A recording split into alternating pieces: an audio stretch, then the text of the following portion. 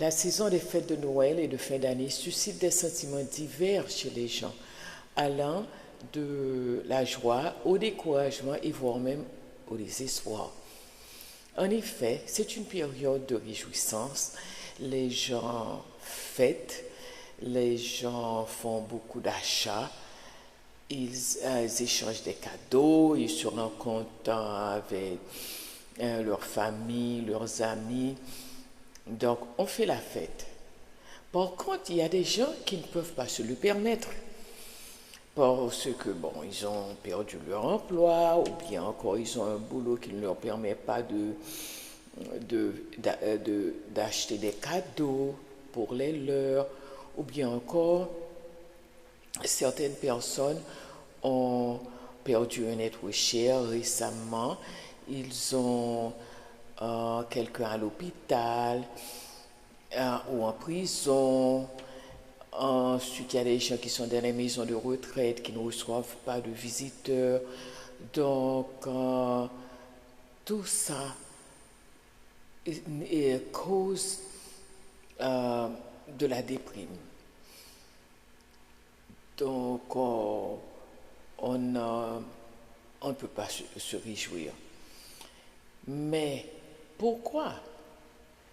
C'est parce qu'on a oublié la raison d'être de cette saison.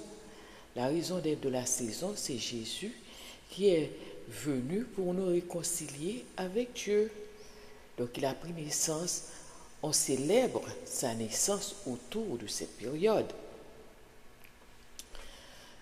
Donc il y a de quoi se réjouir, effectivement. Pas pour un truc banal comme recevoir des cadeaux, mais parce qu'on a reçu le meilleur cadeau qu'on n'aurait jamais pu recevoir. Jésus venu sur la terre pour mourir sur la croix pour nous sauver. Et donc, il faut se réjouir. On peut échanger des cadeaux. Pourquoi pas? Qui n'aime pas recevoir des cadeaux? Et c'est un moment également de partager, de donner à ceux au fait qui ont encore plus besoin de ces cadeaux, les nécessiteux.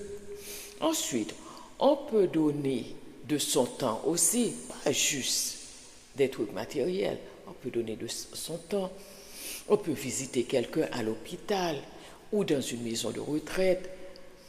On peut aider un vieillard qui ne peut pas se déplacer à aller faire des emplettes. Donc là, on donne de soi. Et quand on se penche sur la situation des autres, on constate qu'il y a des gens qui sont dans une situation pire que la nôtre et ça nous encourage. Et au fait, il y a une lueur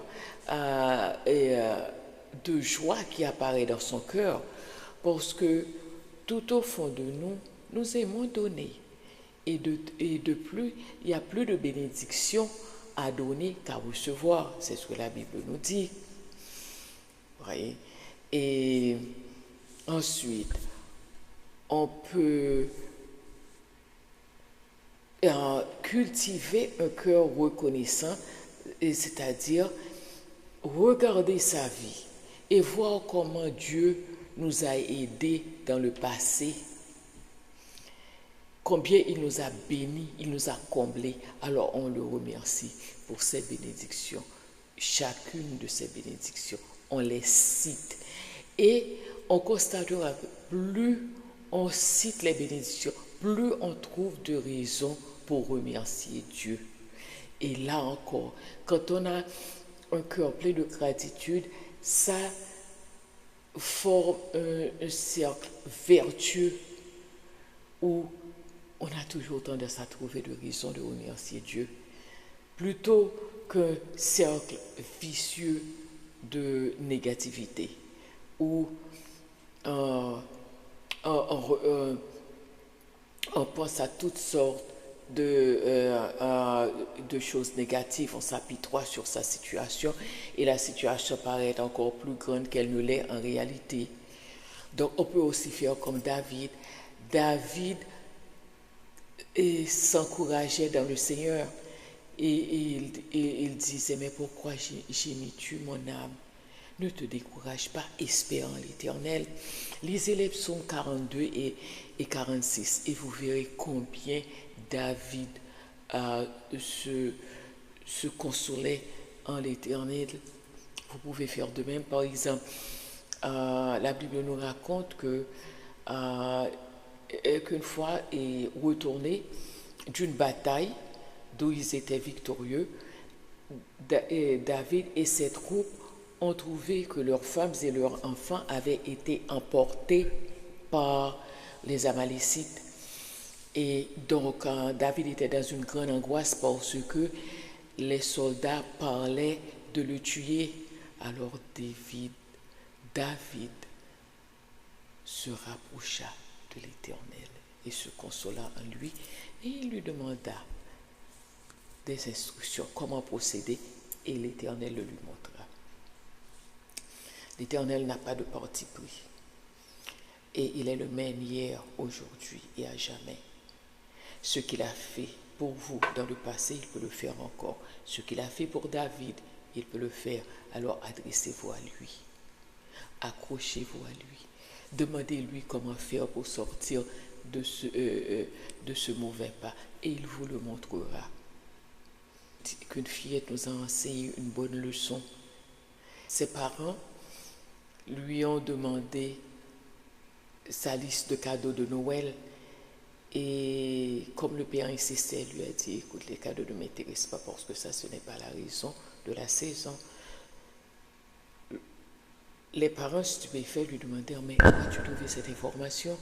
Et elle leur répond, je l'ai lu dans la Bible, il y avait une Bible qui traînait, et je l'ai lu, et donc je comprends maintenant. Donc c'est une bonne leçon pour nous. Jésus est la raison d'être de la saison. Donc pour en finir, j'aimerais vous encourager et vous dire que c'est une période qui ne dure pas. Donc les gens s'endettent autour de cette période, et après c'est la déprime. Et ceux qui ne peuvent pas donner de cadeaux sont déprimés durant la période. Alors, réjouissez-vous, car quand nous célébrons durant cette période le plus beau cadeau qui nous ait jamais été donné, Jésus-Christ, notre Seigneur et Sauveur. Ensuite, aidez les autres. Donnez-leur votre temps et vous ne penserez plus à votre situation. Rapprochez-vous de l'Éternel et consolez-vous en lui. C'est lui notre consolation. Et finalement, ayez un cœur plein de gratitude pour tout ce qu'il a fait pour vous. Et sachez que votre lendemain est meilleur que le moment présent. Ayez de l'espoir. Si vous n'avez pas encore reçu Jésus-Christ comme Seigneur et Sauveur, je vous invite à le faire en récitant cette prière à haute voix. Jésus, je te reconnais comme mon Seigneur et mon Sauveur. Je te prie de me pardonner mes péchés.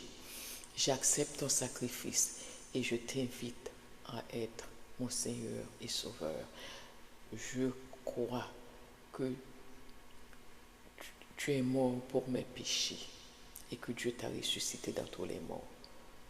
Je te remercie de me sauver, de me donner la vie éternelle. Et si vous avez récité cette prière, n'hésitez pas à me le dire dans les commentaires pour que je puisse faire un suivi. Si vous avez aimé la vidéo, passez-la à quelqu'un d'autre qui en a besoin.